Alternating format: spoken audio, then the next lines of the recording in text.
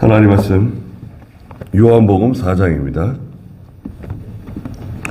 요한복음 4장 39절 말씀부터 말씀 보겠습니다.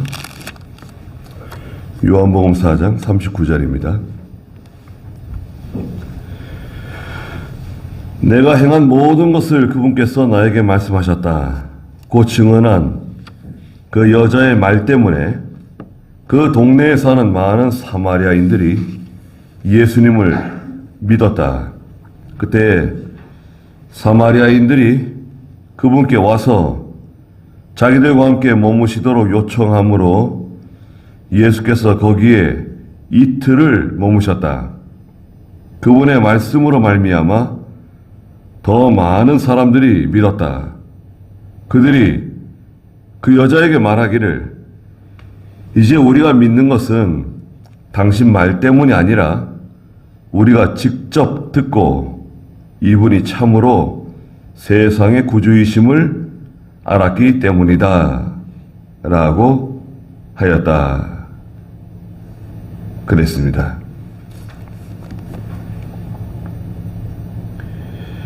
예수님께서 자기가 그리스도이심을 그 여자에게 말씀해 주셨죠. 내가 바로 오실 메시아 그 사람이다. 그러니까 여자가 동네에 쫓아 들어가서 물동이를 버려두고, 저는 그 물동이 의지하고 살았는데요. 이 여자에게 이 물동이는 중요한 그 생계 중에 하나입니다.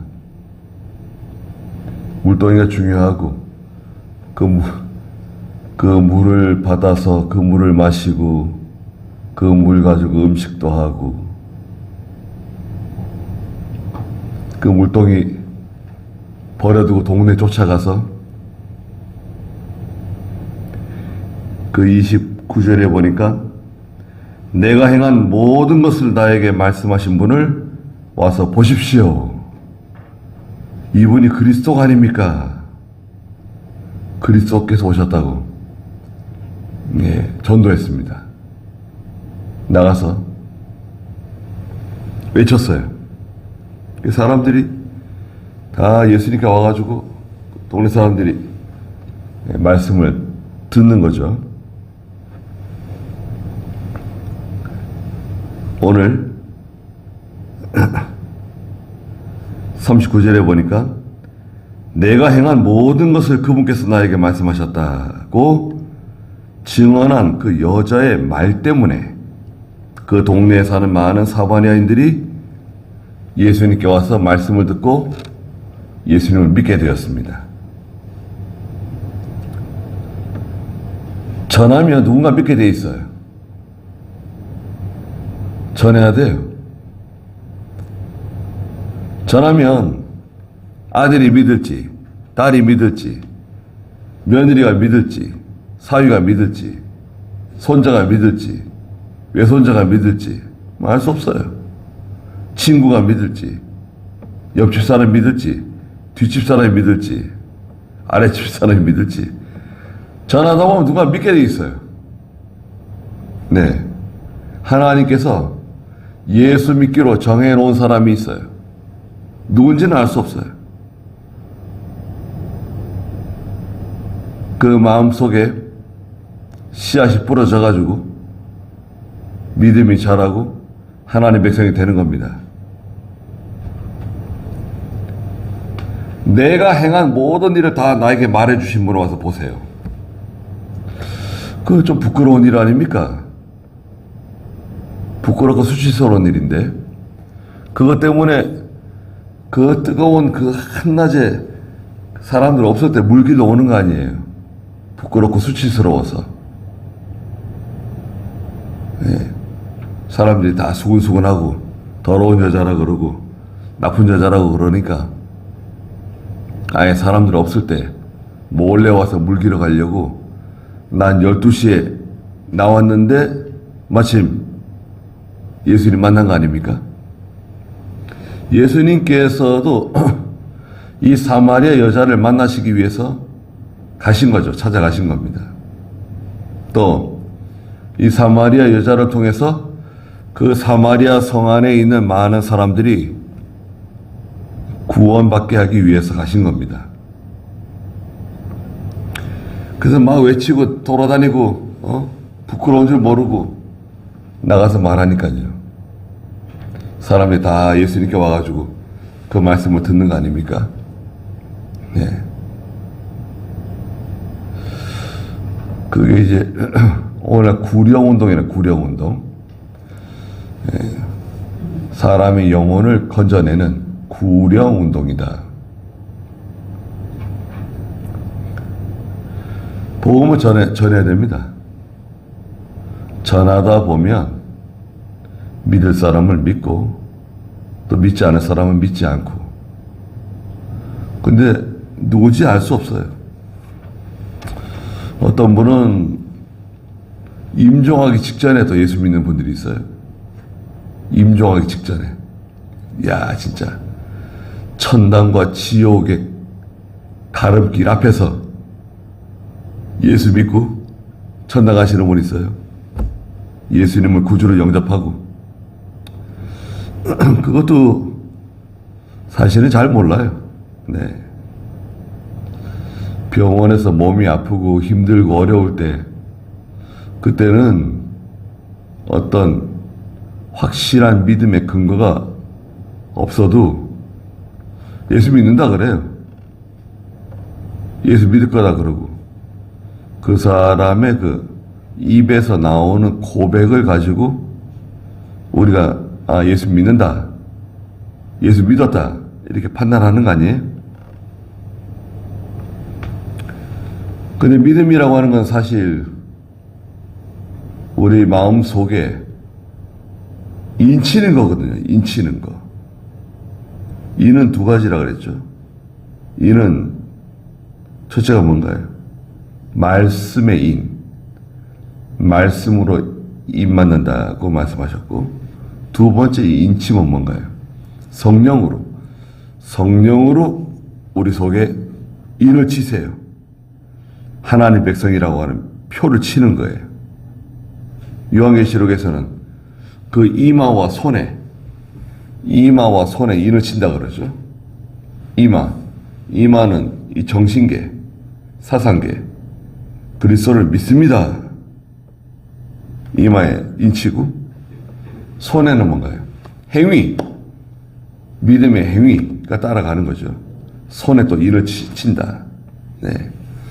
이마와 손에 입 맞지 아니한 사람들은 둘째 사망으로 내려간다고 말씀하시죠. 거기까지 우리가 살펴볼 수가 없어요. 네. 그래서 우리는 그 사람에 대해서 지옥 간다, 천당 간다, 그렇게 단언적으로 말할 수 없어요. 구원은 하나님께 속한 거기 때문에, 여하튼 교회에 나오고 예배당에 나와서 예배 같이 드리고 찬송 같이 부르고 그랬으면 일반적으로 예수 믿는 성도라고 인정해 주죠. 그때 40절 한번 읽어주시겠어요? 그때에 사마리아인들이 그분께 와서 자기들과 함께 머무시도록 요청하므로 예수께서 거기에 이들을 머무셨다. 네, 사마리아 사람들이, 많은 사람들이 전도를 받고 예수님을 붙잡았어요. 가시지 마시고 며칠 동안 좀 더 머무르시다가 하나님의 말씀을 좀 가르쳐 주시다 가십시오. 거기서 구경 다니고 맛있는 거 먹으러 다니고 그게 아니라 하나님 말씀 가르쳐 달라고 붙잡은 겁니다. 사경회라는 게 사경회. 예수님을 모시고 사경회를 한 이틀 더 하는 겁니다. 이틀을 머무셨다. 그리고요, 41절.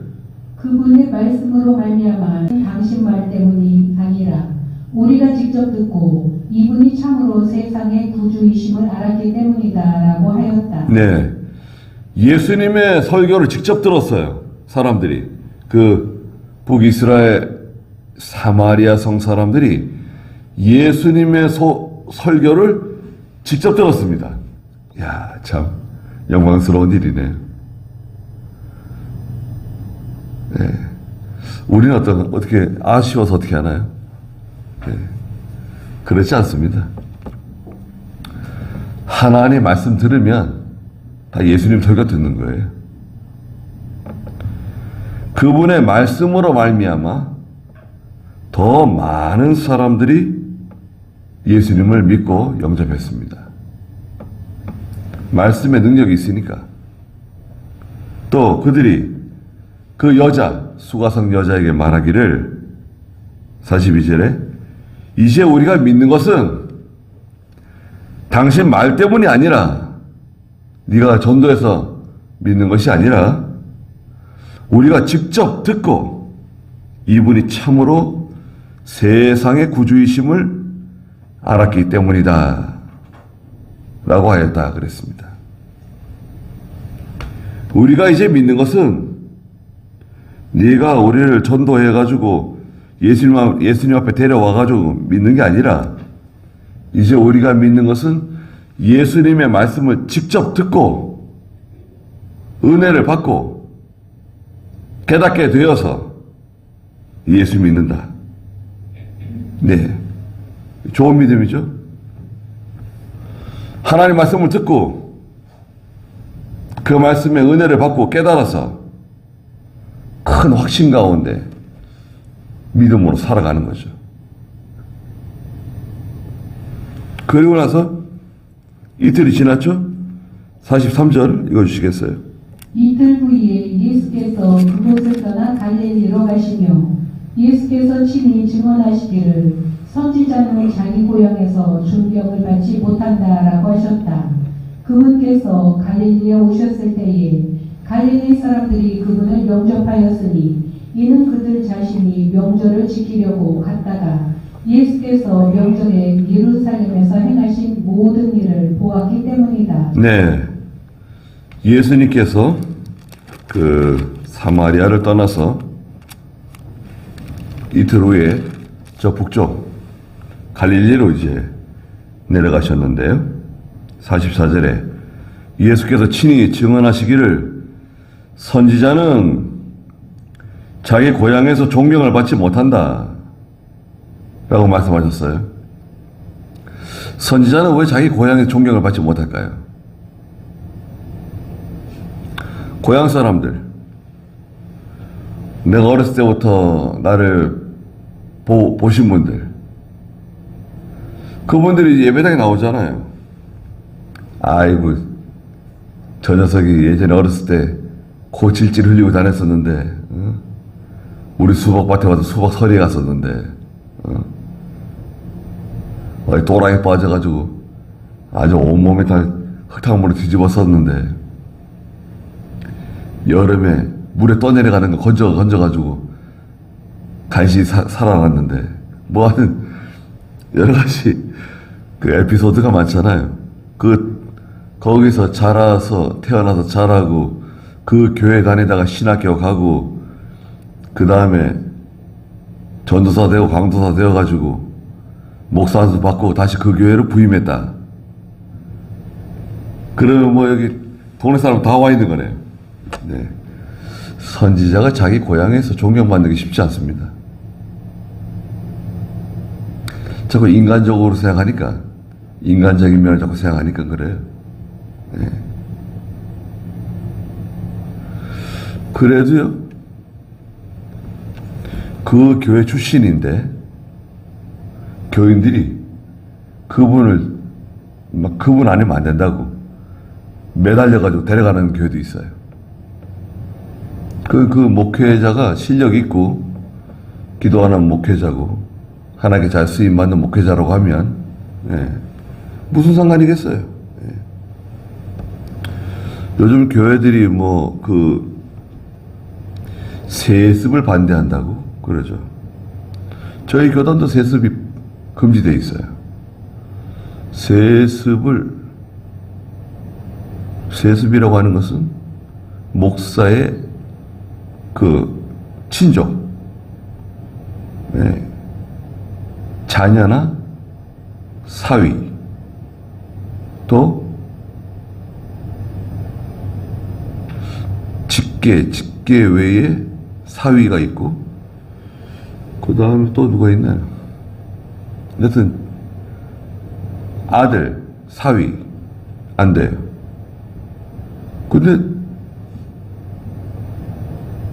그 교회 장로도 걸어놓은 것 같아요. 그 교회 장로의 뭐 아들, 장로의 사위 또 안 된다. 다른 교단은 없는데 그렇게 또 걸어놨어요. 그거는 좀 바꿔야 될 것 같아요. 그렇게 심하게 할 필요 없어요. 그런데요, 그렇게 놨어도 교인들이 원하면 그거 못 지킬 수 있어요. 교인들이 아니 목사님 아들이라 그래도 그만한 사람이 없는데, 우리 교회 형편을 그렇게 잘 알고 우리 성도들을 잘 이해하는 그만한 사람이 없는데 또 실력 있는 목사님이 되셨는데, 아니 어디서 또 다른 분을 데려온단 말입니까? 그래가지고요, 교인들이 그냥 굳이 그냥 그 목사님의 아들을 데리고 또 담임 목사로 세운 교회도 있어요. 그 사람들이 그분이 아버지보다 더 설교 더 잘한다고 또 그래요. 예. 라디오에 설교 나오는데 그 설교를 듣는 사람들이 그 아버지보다 설교 더 잘한다. 말씀을 더 잘 가르친다. 그런 칭찬을 받아요. 그럼 된 거 아니에요? 예. 근데 자격도 안 되는 사람을 굳이 자기가 개척하고 자기가 뭐 교회 세웠다고 해서 그 교회가 뭐 자기 것이냐, 예.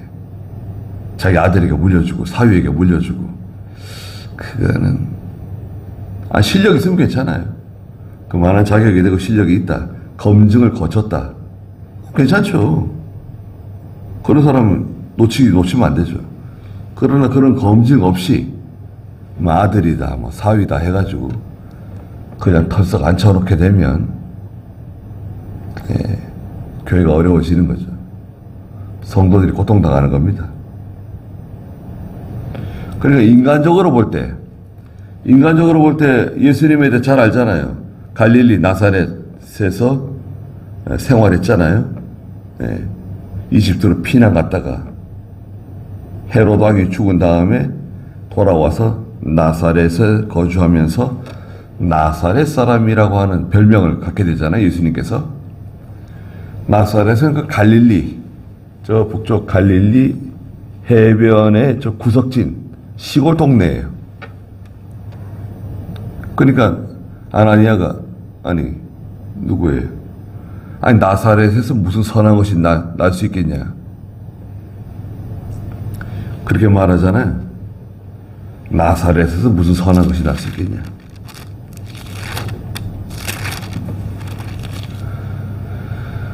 근데 원래 예수님은 나사렛 출신은 아닙니다. 그렇죠? 출생지는 베들레헴이죠. 베들레헴에서 출생하신 것이고 자라나기를 나사렛에서 자라나신 거예요. 선지자가 자기 고향에서 존경받는 게 쉽지 않다는 거예요. 45절에 그분께서 갈릴리에 오셨을 때에 갈릴리 사람들이 예수님을 영접했습니다. 이는 그들 자신이 명절을 지키려고 갔다가 예루살렘에 갔다가 예수님에 대한 소문, 예수님에 대한 소식을 많이 들었잖아요. 야, 굉장하다 그런다. 그 예수님 말씀 전하면 큰 권위가 있고 얼마나 은혜스러운지 모른다. 또 예수님께서 그 영적인 그런 통찰력이 있으시다. 말씀을 참 잘 가르쳐 주신다. 예. 그런 소문을 들었잖아요. 그래서 예수님 영접했어요. 그리고 그들이 예수님께서 명절에 예루살렘에서 행하신 모든 일을 보았기 때문이다. 봤어요. 46절 읽으시겠어요? 예수께서 다시 갈릴리 가나에 오시니 그곳은 그분께서 물을 포도주로 만드신 곳이었다. 왕이 한 신하가 있었는데 그의 아들이 가버나움에서 병들어 있었다. 이 사람이 예수께서 유대에서 갈릴리로 오셨다는 것을 듣고 그분께 가서 내려오셔서 자기 아들을 고쳐달라고 요청하였으니 이는 그의 아들이 거의 죽게 되었기 때문이다. 그러자 예수께서 그에게 말씀하셨다. 너희들은 표적들과 놀라운 일들을 보지 않고서는 결코 믿지 않을 것이다. 그 신하가 예수께 말하기를 주님, 제 아이가 죽기 전에 내려와 주소서 하니. 네. 예수님께서 그 46절에 보니까 갈릴리 가나 지방에 오셨어요.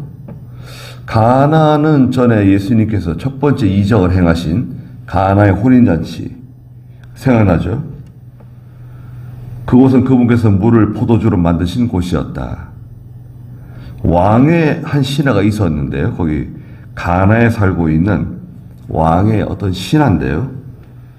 그의 아들이 가버나움에서 병들어 누워 있었어요. 가버나움도 저기 갈릴리 바다 저 근처에 그 항구 마을입니다. 갈릴리 가버나움. 병들어 있었다.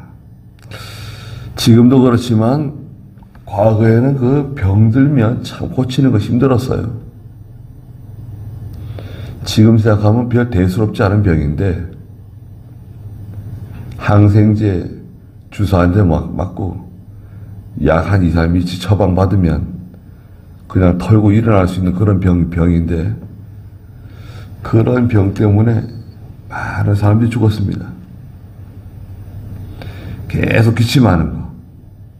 기침 한 달, 두 달, 석 달 막 계속 기침하면 폐가 망가지죠.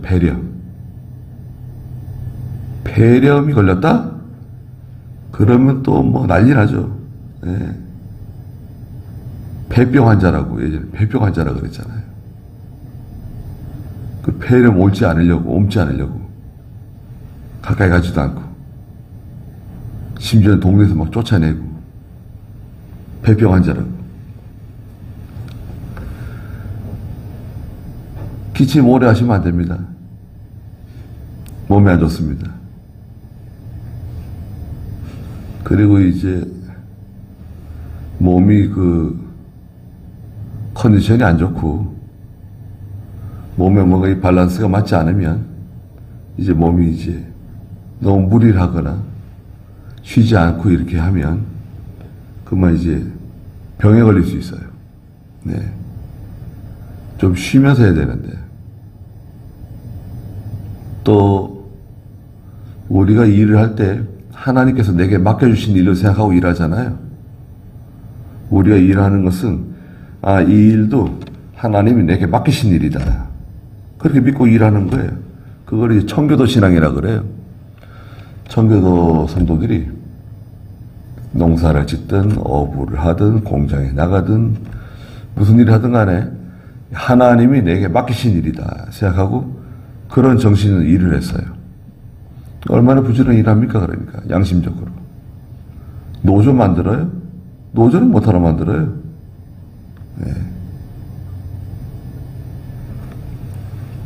누가 보든 안 보든 최선을 다해서 열심히 일하고. 네.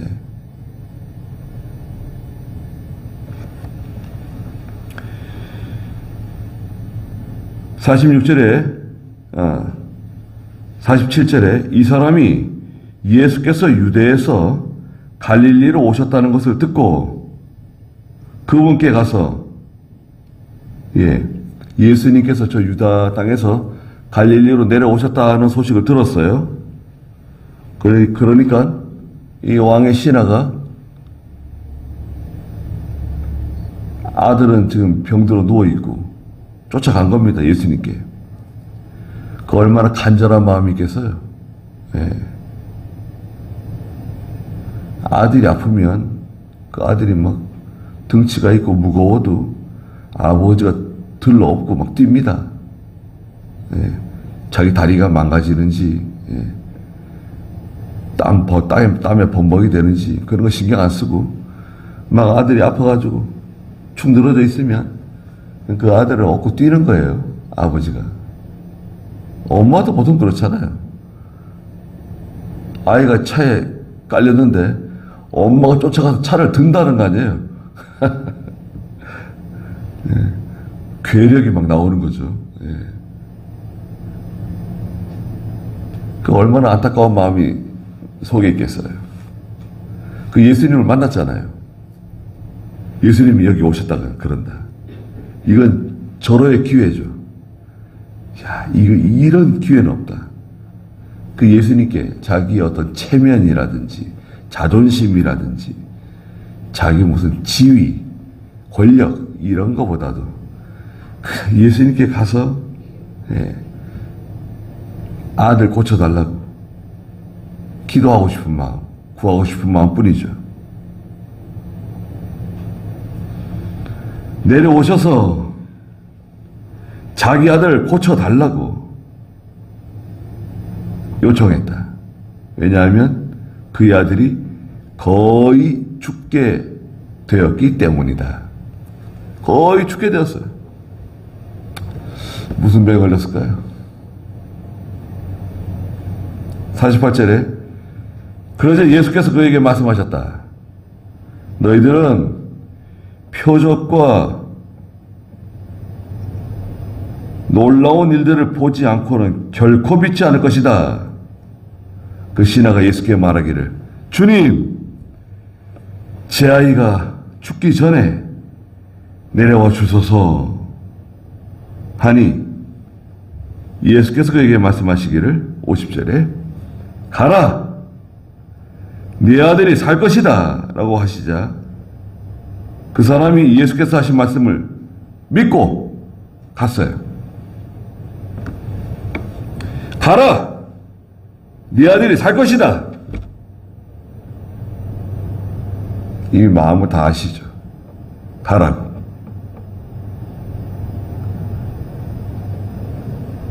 그랬더니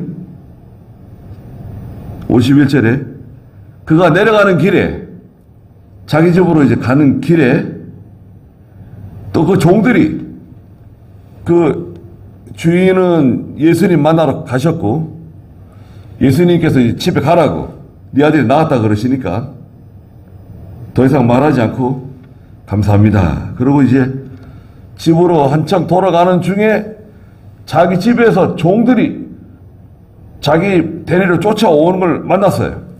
중간에 만난 거예요. 야, 어디 가냐? 예. 아, 주인님! 만났습니다.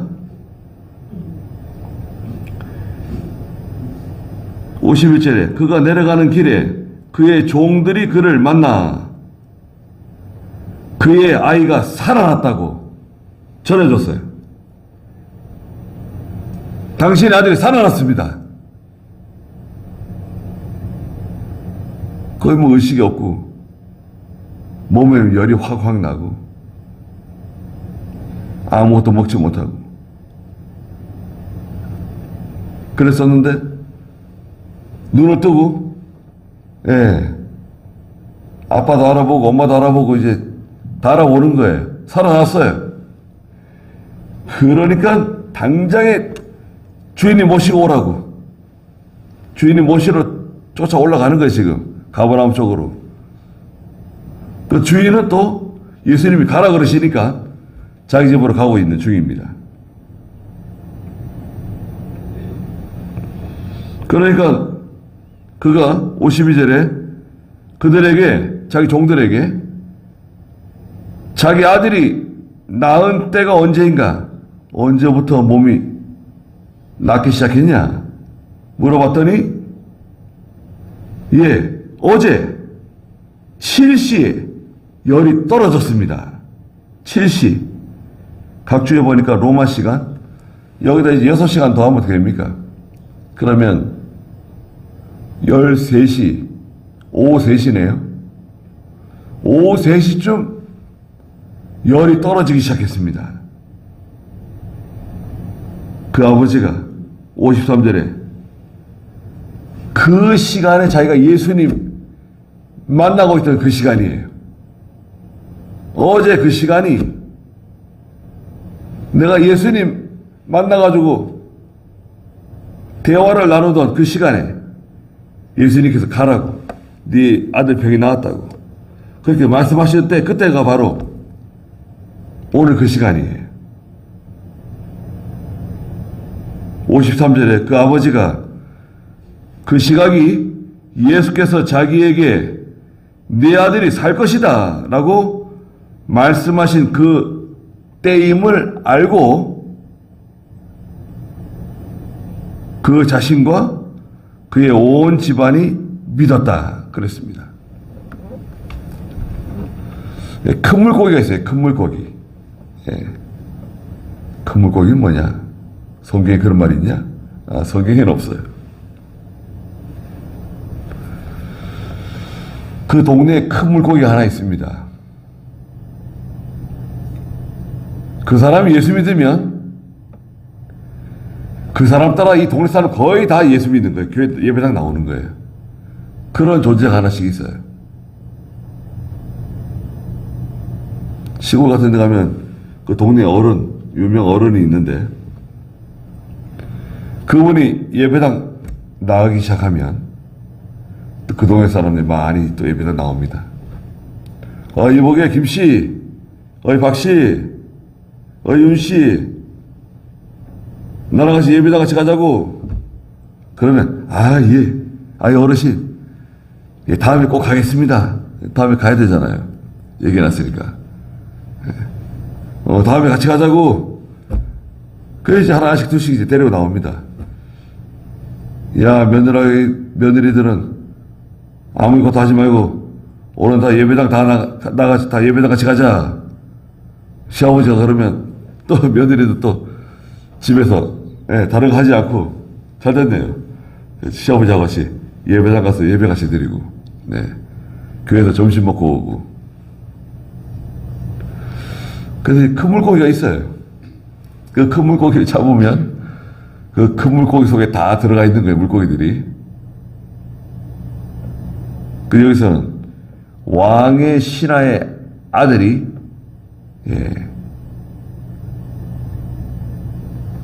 병이 들어가 누워 있는 겁니다.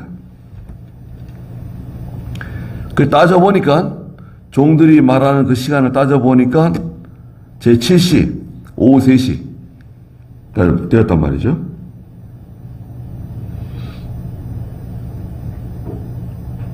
그리고 53절에 그 아버지가 그 시각이 예수께서 자기에게 네 아들이 살 것이다 라고 말씀하신 때임을 알고 그 자신과 그의 온 집안이 믿었다. 이것은 예수께서 유대에서 갈릴리로 오신 후에 행하신 두 번째 표적이다 말씀하셨습니다.